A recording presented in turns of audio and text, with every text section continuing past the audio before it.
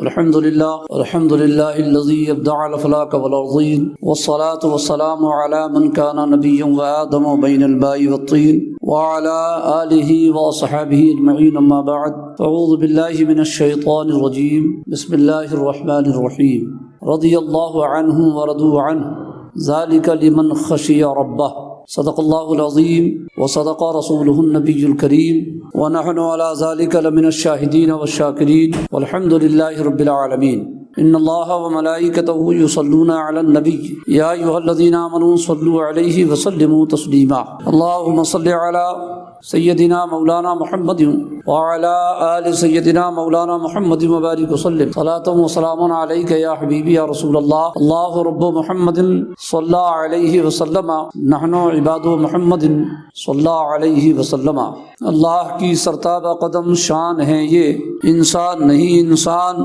وہ انسان ہے یہ قرآن تو ایمان بتاتا ہے انہیں ایمان یہ کہتا ہے میری جان ہے یہ امام اہل سنت اعلیٰ حضرت فاضل بریلوی رضی اللہ تعالیٰ عنہ ارشاد فرماتے ہیں ذرے جھڑ کر تیری پیزاروں کے تاج سر بنتے ہیں سیاروں کے جان و دل تیرے قدم پروارے یا رسول اللہ کیا نصیبے ہیں تیرے یاروں کے صدق و عدل کرم و ہمت میں چار سو شہرے ہیں ان چاروں کے کیسے آقاؤں کا بندہ ہوں رضا بول بالے میری سرکاروں کے سرکار محدث اعظم ہند ارشاد فرماتے ہیں بارگاہ غریب نواز میں خراج عقیدت پیش کرتے ہوئے عرض کرتے ہیں غریب آئے ہیں در پر تیرے غریب نواز کرو غریب نوازی میرے غریب نواز تمہارے در کی کرامت یہ بارہا دیکھی غریب آئے اور ہو گئے غریب نواز فرماتے ہیں تمہاری ذات سے میرا بڑا تعلق ہے کہ میں غریب بڑا تم بڑے غریب نواز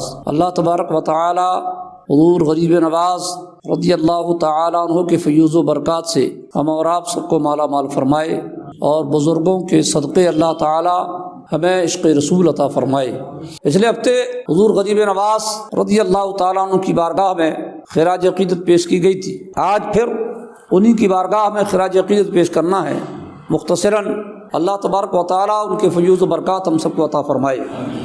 آج سے تقریباً 905 سال پہلے حضور غریب نواز پیدا ہوئے۔ 537 ہجری میں حضور غریب نواز پیدا ہوئے، 537 ہجری۔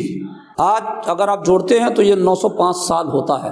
905 سال پہلے حضور غریب نواز پیدا ہوئے، مگر لگتا نہیں ہے کہ اتنے پرانے بزرگ ہیں، یہ لگتا نہیں ہے کہ اتنے پرانے بزرگ ہیں۔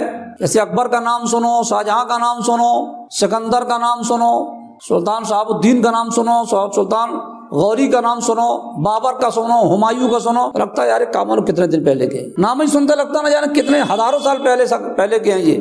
مگر غریب نواز 905 سال پہلے دنیا میں تشریف لائے، مگر جب بات ہوتی ہے تو ایسا لگتا ہے جیسے ابھی آپ کا تازہ بالکل معاملہ ہے۔ اللہ کے جو ولی ہوتے ہیں ان کا ذات جو ہے وہ روحانیت والی تو ہوتی ہے، اللہ نے ان کے ذکر میں بھی روحانیت عطا فرما دی۔ جس مجلس میں ان کا نام لیا جاتا ہے اس مجلس میں بھی روحانیت غالب ہوتی ہے، اور آپ کے ذکر میں بھی ایک عجیب کشش ہوتی ہے۔ کسی بھی بزرگ کے لیے لے لو آپ، جیسے حضور غوث اعظم کو دیکھ لیں، داتا گنج بخش کو دیکھ لیں، امام اعظم امام شافعی وغیرہ کے نام کو دیکھ لیں، یہ سب ایسے بزرگ ہیں کہ لگتا ہے جیسے ابھی کچھ سال پہلے دنیا سے پردہ فرمائے، حالانکہ ان سب کو کافی زمانہ ہو چکا۔ حضور غریب نواز رضی اللہ تعالیٰ عنہ کے بارے میں ہم نے بیان کیا تھا کہ آپ حسنی حسینی سید ہیں، حسنی حسینی سید۔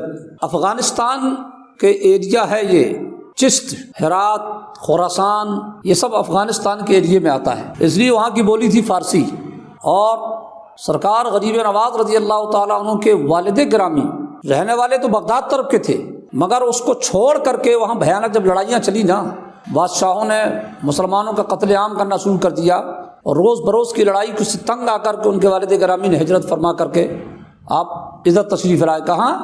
سنجر سے اس طرف تشریف لائے آپ۔ سرکار غریب نواز رضی اللہ تعالیٰ عنہ والد صاحب کی طرف سے حسینی سید ہیں اور والدہ کی طرف سے حسنی سید ہیں۔ آپ کے والد گرامی سید غیاث الدین حسن بہت پائے کے عالم اور بہترین حافظ قرآن تھے۔ دینی تبلیغ آپ کا محبوب مشغلہ تھا، محلے میں بچوں کے اندر دینی جذبہ پیدا کرنا، نوجوانوں کو سدھارنے کی کوشش کرنا، یہ سرکار غریب نواز کے والد گرامی کا محبوب ترین مشغلہ تھا۔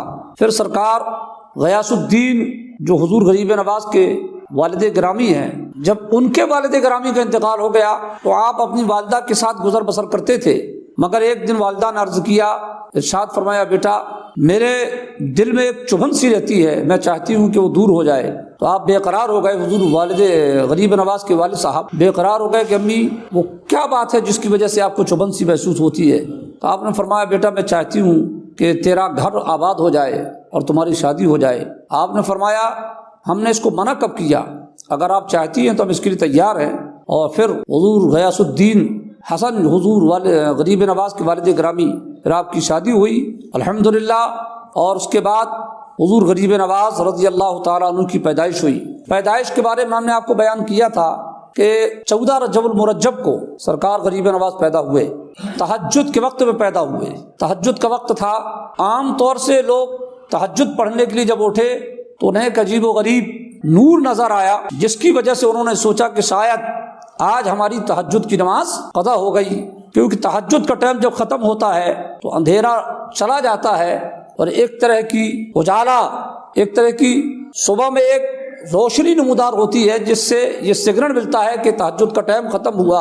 اپن لوگوں کو تو یہ سب سمجھ میں نہیں آئے گا، مگر جو وقت کے ماہرین تھے وہ لوگ باقاعدہ اس قسم کی روشنی کو دیکھ کر ہی فجر کی ٹائم کو کلیئر کیا کرتے تھے۔ اب بہرحال حضور غریب نواز رضی اللہ تعالیٰ عنہ کے ہاں آپ دنیا میں تشریف لائے، تہجد والوں نے جب دیکھا تو وہ اس روشنی کی تلاش میں آگے بڑھے کہ آخر یہ عجیب و غریب روشنی کسی کے گھر میں جیسے آسمان سے ڈائریکٹ اتر رہی ہو۔ جب وہ پہنچے تو پتہ چلا کہ سید غیاث الدین حسن کے یہاں ایک شہزادہ پیدا ہوا ہے، اور وہ جو پیدا ہوئے تھے وہ تھے سرکار غریب نواز رضی اللہ تعالیٰ عنہ۔ جب آپ پیدا ہوئے تو دنیا میں اللہ تبارک و تعالیٰ نے آپ کی پیدائش کے موقع پر آسمان سے باقاعدہ ایک نور نازل فرمایا۔ آپ کی والدہ کہتی ہیں پیدائش کے بعد جب آپ کے والد گرامی نے اپنی بیوی سے مشورہ لیا کہ اس نومولود کا نام کیا رکھا جائے، والدہ فرماتی ہیں کہ جب یہ پیٹ میں تھے تو کئی بزرگ میرے خواب میں تشریف لائے اور انہوں نے صاف طور پر کہا کہ تمہارے یہاں جب بچہ پیدا ہوگا تو اس کا نام معین الدین حسن رکھنا، اس لیے اس کا نام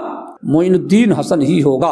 حضور غریب نواز کا نام معین الدین رکھا گیا اور حسن کی نسبت اپنے والد گرامی کی طرف۔ سرکار غریب نواز رضی اللہ تعالیٰ عنہ کی پرورش ماں اور باپ دونوں فرماتے رہے کہ پھر پہلے والد گرامی کا انتقال ہوا، پھر والدہ کا انتقال ہوا۔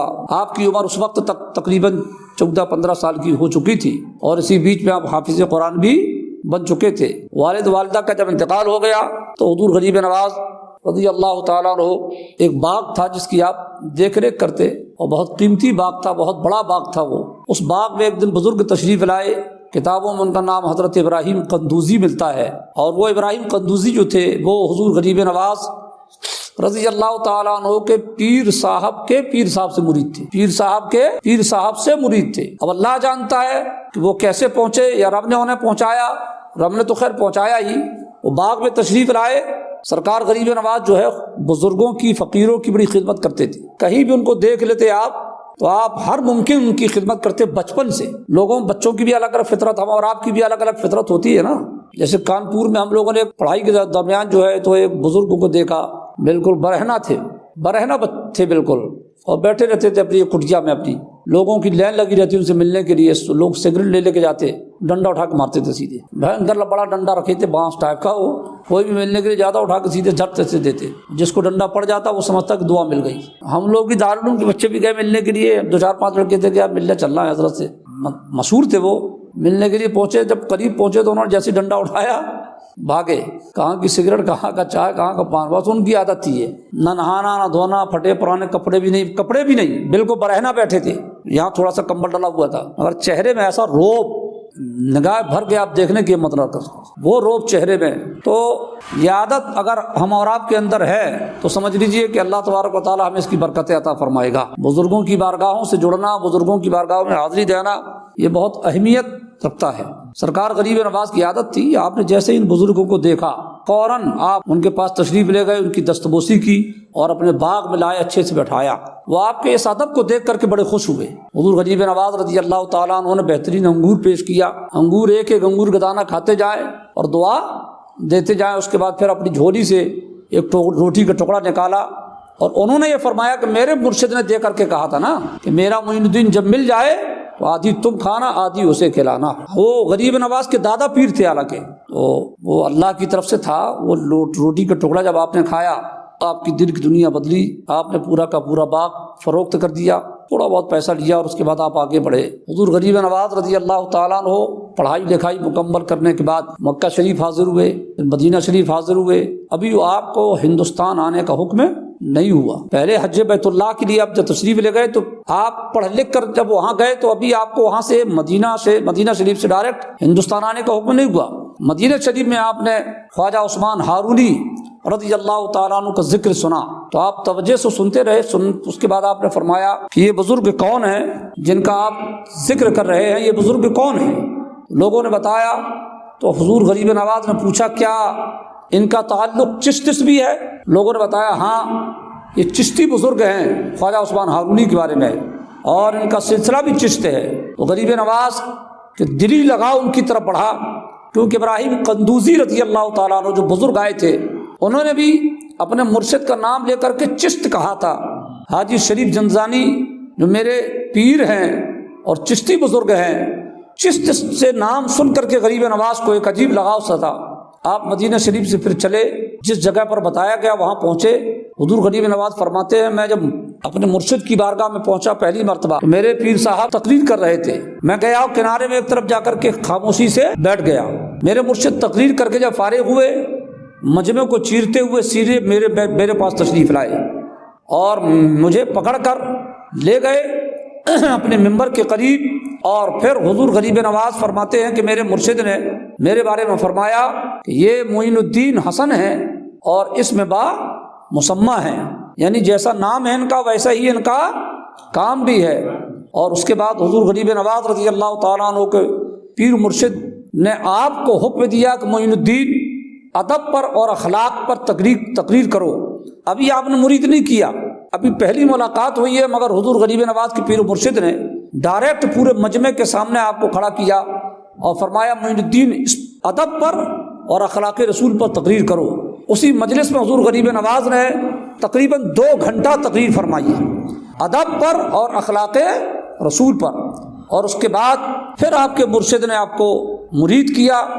مرید کرنے کے بعد آپ سے فرمایا، آپ کا ہاتھ پکڑا اور فرمایا معین الدین ہم نے تم کو خدا تک پہنچا دیا۔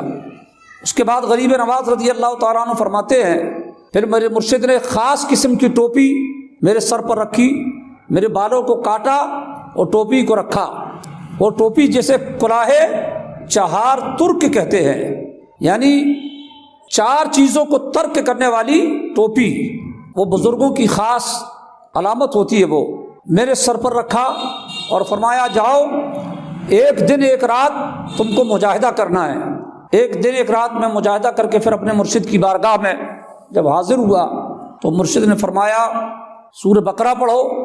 میں نے سورہ بقرہ پڑھا، ارشاد فرمایا اب آسمان کی طرف دیکھو۔ دیکھا تو فرمایا کہاں تک دیکھا؟ فرمایا عرش معلیٰ تک نظر آ رہا ہے۔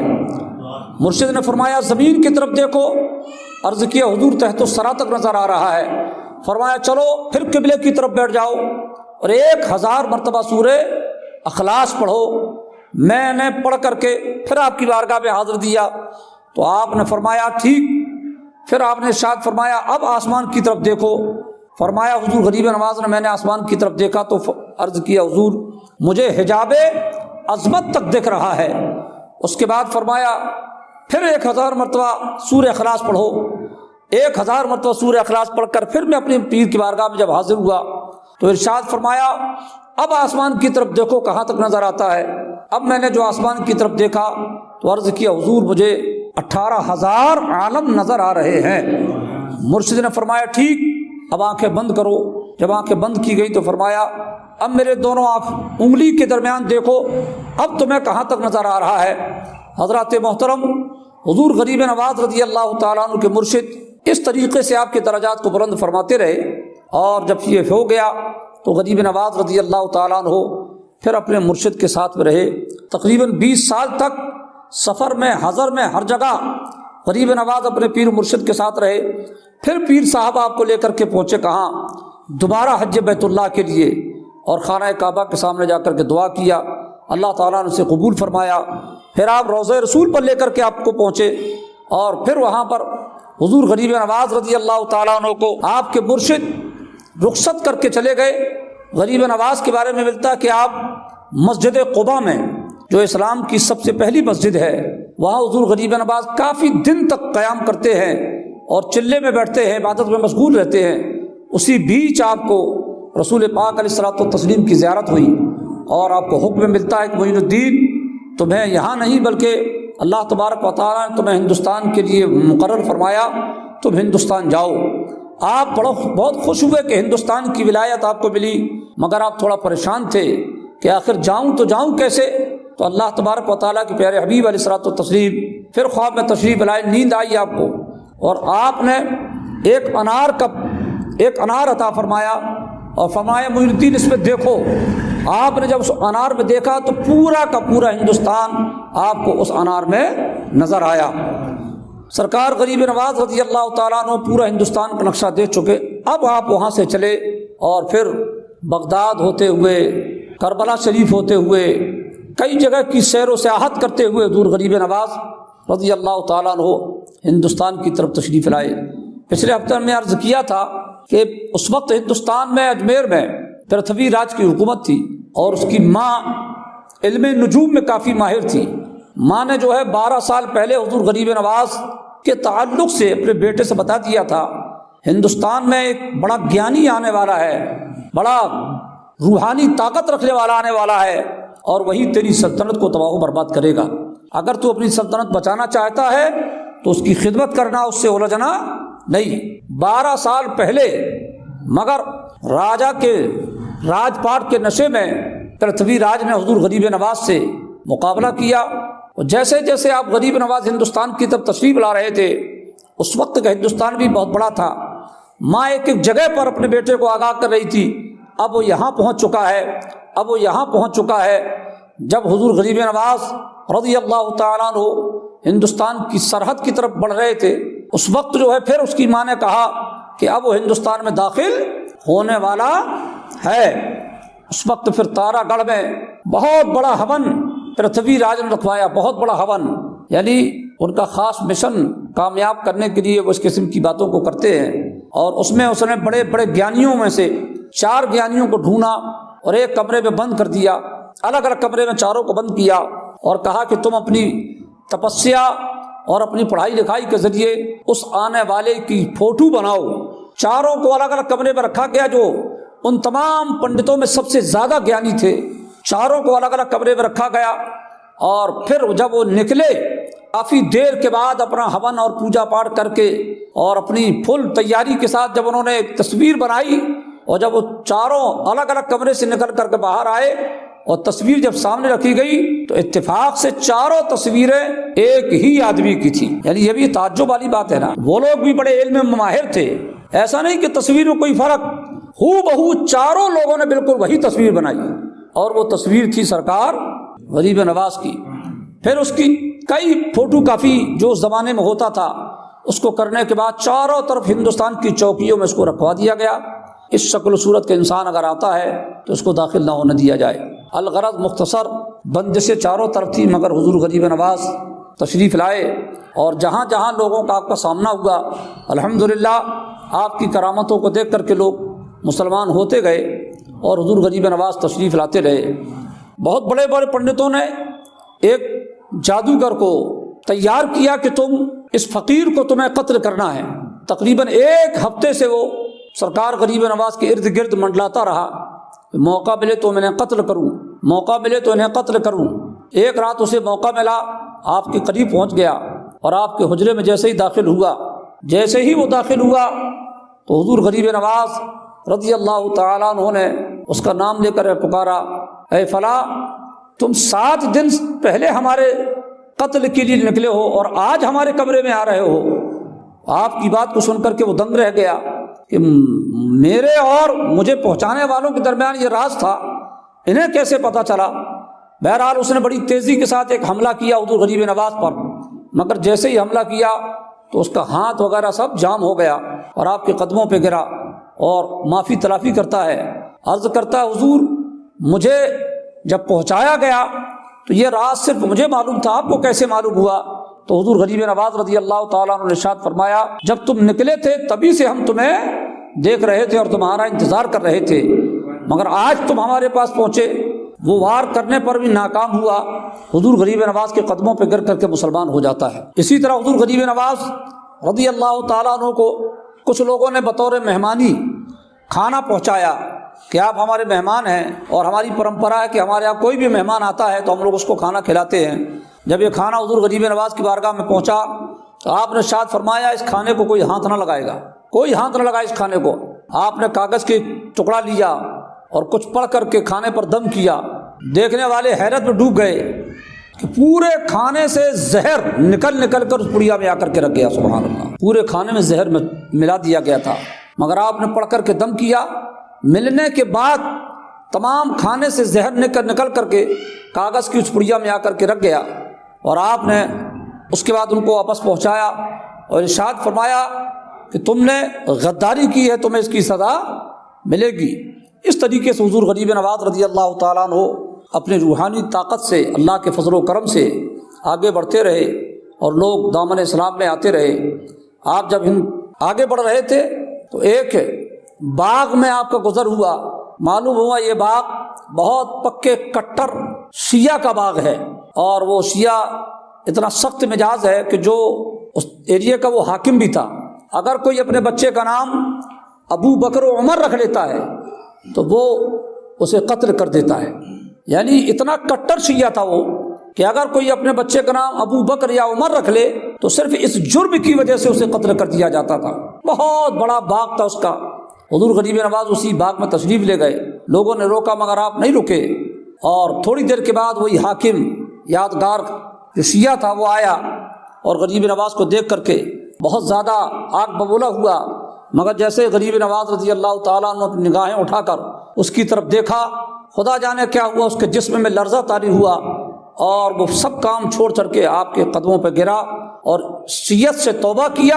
حضور غریب نواز کے قدموں پہ گر کر کے سچا پکا مسلمان بن گیا۔ حضور غریب نواز رضی اللہ تعالیٰ عنہ اس طریقے سے ہندوستان کی طرف تشریف لا رہے ہیں۔ آپ کے پاس فقیروں کی ایک جماعت جنہیں آپ پڑھاتے بھی اور روحانی تعلیمات بھی انہیں عطا فرماتے، ظاہری تعلیمات بھی انہیں عطا فرماتے۔ اس طریقے سے غریب نواز رضی اللہ تعالیٰ عنہ ہندوستان کی طرف تشریف لائے، یہاں تک کہ آپ داتا گنج بخش رحمۃ اللہ تعالیٰ علیہ کی مزار شریف میں حاضر ہوئے۔ داتا گنج بخش حضور غریب نواز سے پہلے ہندوستان میں تشریف لا چکے تھے۔ آپ نے ان کے ہاں کافی دن تک چلہ کیا، 40 دن تک آپ ان کے ہاں چلہ کرتے رہے اور دیدار کی خواہش کرتے رہے، مگر کافی ٹائم جب آپ کو گزر گیا تب آپ نے ایک شعر کہا۔ پھر داتا گنج بخش رحمۃ اللہ تعالیٰ علیہ نے آپ کو اپنی زیارت بھی عطا فرمائی اور آپ کو جو لقب دیا سلطان الہند کا، یہ لقب سرکار داتا گنج بخش رحمۃ اللہ تعالیٰ علیہ نے عطا فرمایا۔ اور یہ داتا گنج بخش رحمۃ اللہ تعالیٰ علیہ بہت پائے کے بزرگ ہیں، اتنے بڑے بزرگ ہیں کہ سرکار غریب نواز جن کی مزار پر 40 دن تک چلہ کرتے اور فرماتے ہیں کوئی لمحہ ایسا نہ تھا کہ داتا گنج بخش کے مزار پر اللہ کی طرف سے رحمت و انوار کی بارشیں نہ ہو رہی ہیں۔ سبحان اللہ۔ حضور غریب نواز رضی اللہ تعالیٰ عنہ جب اجمیر شریف تشریف لائے تو بہت مشہور واقعات ہیں۔ آتے ہی آپ پیڑ کے نیچے بیٹھ گئے، پتہ چلا کہ یہ اونٹ کے بیٹھنے کی جگہ ہے۔ سوال یہ پیدا ہوتا ہے کہ حضور پورے اجمیر میں آپ کو کہیں اور جگہ نہیں ملی تھی، وہیں بیٹھنے کو ملا جہاں راجا کے اونٹ بیٹھتے تھے، تو اس میں بھی حکمت ہے۔ چونکہ وہ چمتکار کو نمسکار والا ایریا تھا، غریب نواز ہندوستان میں تشریف لا رہے ہیں تو آپ کی کرامت کا ظہور ہوا، اور ایک کرامت سے پورے اجمیر اور پورے اجمیر کے قرب و جوار میں ایک دم آپ کے نام کا ڈنکا بجنے لگا۔ بہرحال وہ سنا ہے آپ نے واقعہ نا، اونٹ آپ اٹھ کے چلے گئے، فرمایا ٹھیک ہے راجا کے اونٹ بیٹھے رہیں گے، اور جب اونٹ بیٹھے تو نہ اٹھے، پھر سرکار غریب نواز نے اشارہ کیا، حکم فرمایا تب اٹھے۔ اس طریقے سے حضور غریب نواز رضی اللہ تعالیٰ عنہ کی کرامتوں کا ظہور ہوتا رہا۔ سب سے بڑا ہندوستان کا جادوگر تھا جوگی جے پال، بہت بڑا جادوگر تھا۔ راجا پرتھوی راج نے اس کو بلوایا مقابلے کے لیے، اور وہ جب آیا تو حقیقت میں اس نے بڑا خطرناک جادو دکھایا، مگر غریب نواز رضی اللہ تعالیٰ عنہ نے اپنے مریدوں کے ارد گرد بہت بڑا حصار کر دیا تھا، بہت بڑی لائن کھینچ دی تھی۔ اور فرمایا آپ لوگ اس کے اندر ہی رہو گے، باہر نہیں جاؤ گے۔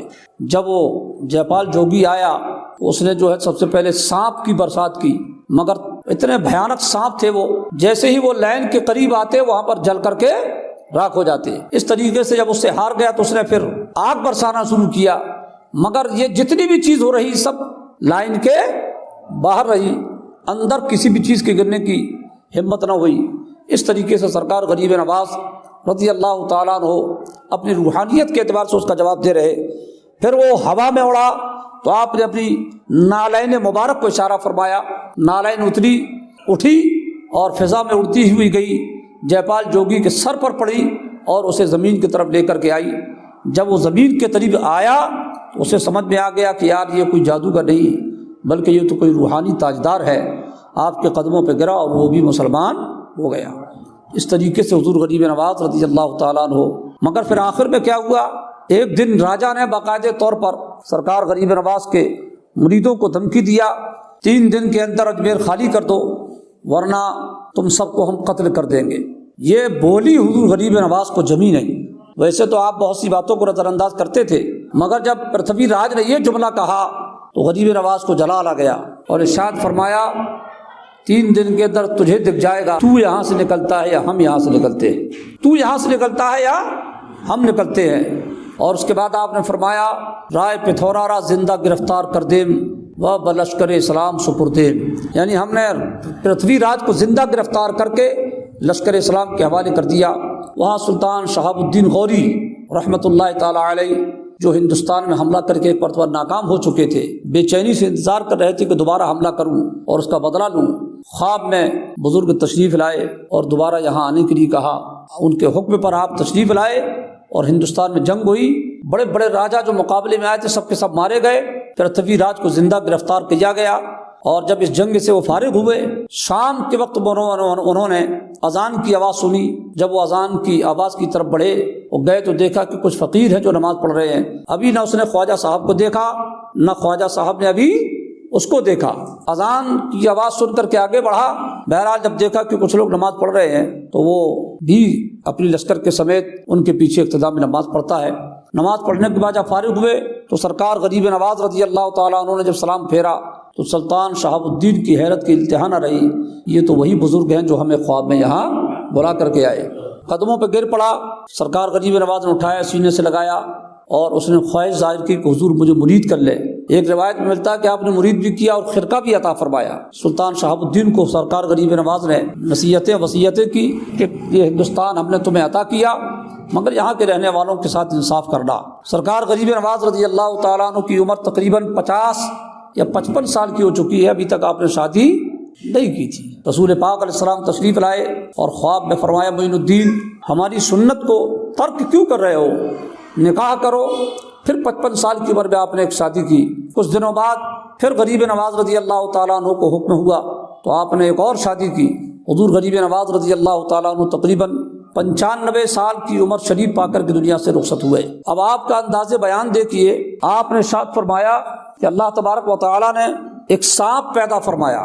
یہ تفسیر ہے غریب نواز کی، یعنی بزرگ حضور غریب نواز ایک صوفی بزرگ تو تھے ہی، مگر تفسیر کا انداز دیکھیے کہ آج تک بھی ہم لوگوں نے نہ کسی کتاب میں پڑھا اور نہ سنا تھا۔ یہ آج تک سرکار غریب نواز فرماتے ہیں تفسیر کرتے ہوئے کہ اللہ تبارک و تعالیٰ نے ایک سانپ پیدا فرمایا، بہت بڑا سانپ، پھر دوزخ پیدا فرمائی۔ پہلے سانپ کو پیدا فرمایا، پھر دوزخ کو پیدا فرمایا اللہ نے۔ پھر سانپ سے فرمایا میں تجھے ایک امانت دیتا ہوں، اس کی حفاظت کرنا۔ سانپ نے عرض کیا مولا تیرا حکم میرے سر آنکھوں پر۔ رب العالمین نے فرمایا منہ کھول۔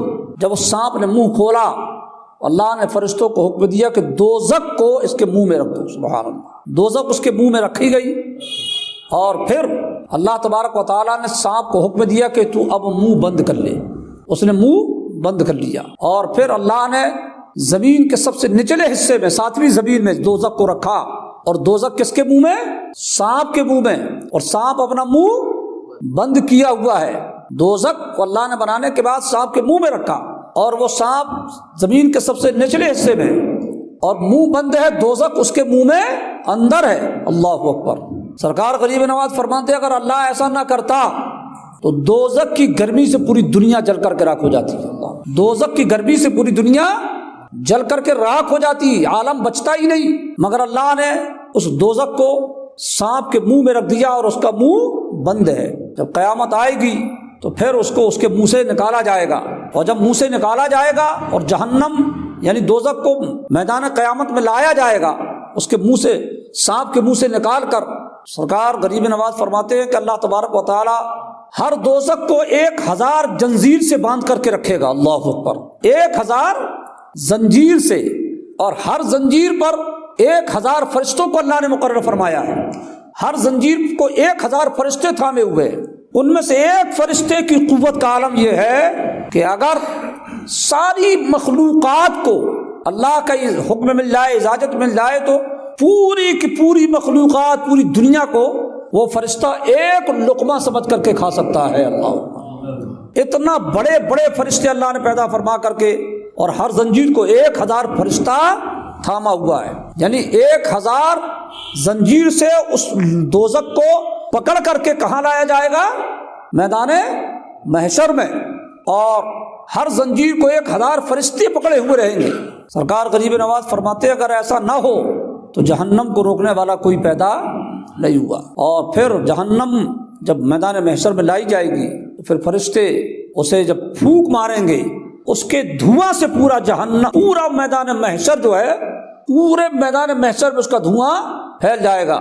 غریب نواز فرماتے جو چاہے کہ جہنم سے نجات پائے اور جہنم سے اللہ تعالیٰ اسے بچائے، اسے چاہیے کہ وہ سب سے بہتر عبادت کرے۔ تب لوگوں نے پوچھا سرکار قطب الدین بختیار کاکی نے کہ حضور سب سے بہتر عبادت کون ہے؟ تب آپ نے ارشاد فرمایا کہ سب سے بہتر عبادت یہ ہے کہ تو محتاجوں کی حاجت روائی کرو، غریبوں کی مدد کرو، جو پریشان حال ہوں ان کی پریشانی دور کرو، جو محتاج ہوں ان کی محتاجی کو دور کرو۔ یہ عبادت سب عبادتوں میں سب سے بہتر ہے۔ حضور غریب نواز رضی اللہ تعالیٰ عنہ قرآن پاک کی تفسیر بیان کرتے ہوئے ارشاد فرماتے ہیں کہ سورہ فاتحہ کو اللہ تبارک و تعالیٰ نے یہ شان عطا فرمائی ہے، بہت لمبی اس کی تفسیر آپ نے بیان فرمائی۔ ارشاد فرمایا جو سورہ فاتحہ کی تلاوت کرے گا اللہ تبارک و تعالیٰ اس کے لیے جنت کے ساتوں دروازے کھول دے گا۔ اللہ تبارک و تعالیٰ سورہ فاتحہ کی تلاوت کرنے والوں کو جہنم سے نجات عطا فرمائے گا۔ یعنی آپ کی باتوں کو سن کر کے ایسا لگتا ہے کہ یہ ایک صوفی نہیں بلکہ ایک عالم ربانی بات کر رہے ہیں۔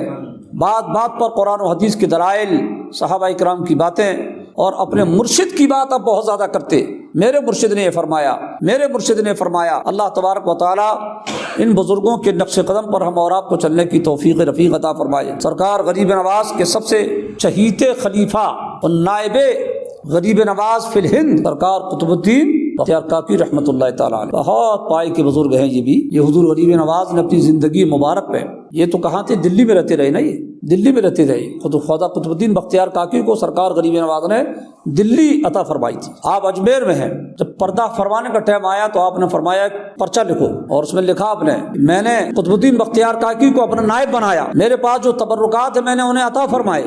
باقاعدہ ایک سند آپ نے لکھ کر کے خواجہ قطب الدین بختیار کاکی کے پاس پہنچایا، اور آپ کا جب وصال ہوا، سرکار قطب الدین بختیار کاکی کے خلیفہ ہیں بابا فرید الدین گنج شکر۔ بابا فرید الدین گنج شکر کے 2 خلیفہ بہت بڑے، کون کون؟ بابا فرید الدین گنج شکر کے 2 خلیفہ سب سے بڑے کون ہیں؟ ایک محبوب الہی اور ایک صابر پاک۔ صابر پاک تو آپ کے بھانجے تھے، 2 خلیفہ آپ کے سب سے بڑے سرکار بابا فرید الدین گنج شکر کے، محبوب الہی حضور محبوب الہی نظام الدین، اور ایک حضور صابر پاک۔ یہ دونوں بزرگ جو ہے سرکار قطب الدین بختیار کاکی کے خلیفہ ہے، اور پھر ان کے خلیفوں کی بڑی لسٹ ہے۔ اللہ تبارک و تعالیٰ ان بزرگان دین کے فیوز و برکات ہم سب کو عطا فرمائے۔ ہندوستان میں قادری سلسلہ، سہروردی سلسلہ، نقشبندی سلسلہ، چشتی سلسلہ کے نام سب سے زیادہ ہے، اپنے اپنے پیر کی طرف نسبت کرتے ہوئے وہ سب سلسلے، حالانکہ وہ سب ہیں سلسلے کون سے؟ چشتی، جیسے نظامی، صابری، وارسی، نیازی، یہ جتنے بھی یہ سب کون سے سلسلے ہیں؟ چشتی سلسلے۔ پیر کی طرف نسبت کرتے ہوئے صابری نظام سرکار محبوب الہی کی طرف، نظامی وارث پاک کی طرف وارسی، ایک بزرگ نیازی ہوئے ہیں ان کی طرف نیازی، جیسے نوری ہو وہ بھی قادری، برکاتی ہو وہ بھی قادری، ضیائی ہو وہ بھی قادری، رضوی ہو وہ بھی قادری۔ جیسے حضور تاج الشریعہ کی طرف نسبت کرتے ہوئے کوئی ازلی لکھنے لگا، مہاراجہ طریب کے سلسلے سے مرید ہونے والے برکاتی لکھنے لگے، مگر ہے یہ سب کون سا سلسلہ؟ قادری سلسلہ۔ اللہ تبارک و تعالی تمامی بزرگان دین کے اسوہ حسنہ کو اپنانے کی توفیق رفیق عطا فرمائے۔ استغفر اللہ لا الہ الا اللہ محمد رسول اللہ صلی اللہ تعالی علیہ وسلم، وآخر دعوانا الحمد للہ رب العالمین۔